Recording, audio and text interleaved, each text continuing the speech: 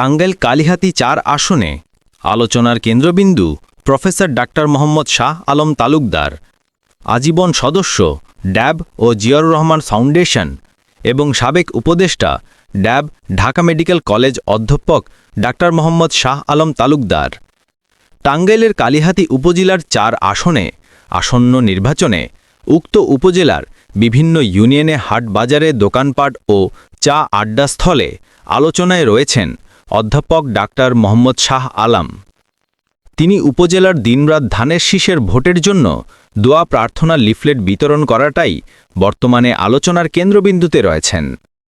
কালিহাতীর বিভিন্ন মানুষের সাথে কথা বলে জানা যায়, অধ্যাপক ডাক্তার মোহাম্মদ শাহ আলমকে বিএনপির মনোনয়ন দিলে বিপুল ভোটের ব্যবধানে তিনিই বিজয়ী হবেন।